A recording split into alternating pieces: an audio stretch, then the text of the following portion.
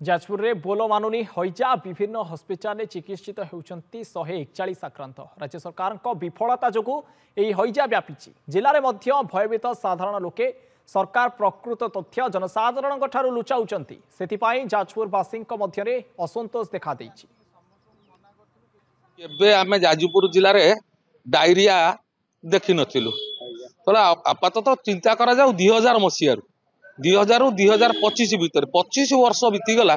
diarrhoea झाड़ा बांती केबे नथिला काभा किमिति केतेबेले हुए भल हो जाए डायरिया व्यापी चली आउ गोटे कथा होची डायरिया रे पाखापाखी 18 रु 20 लोक मरलानी सरकार तथ्य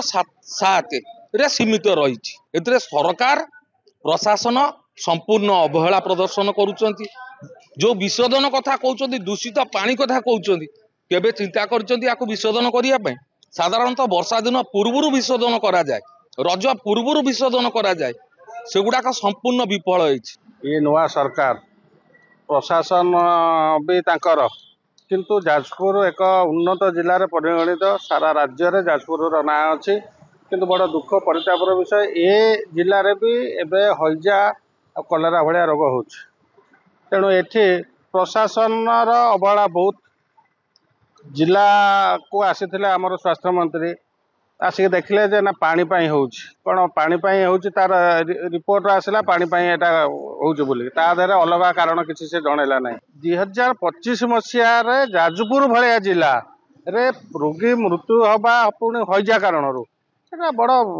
परितापर विषय दुखर विषय वर्तमान स्थिति रे किछि सुधार आसुची किंतु बर्तमान सुधार आसूची बोल आम ढिला हवा कथा नुह आपण माध्यम मु बारंबार कहूँ आउ थे भी कहूँ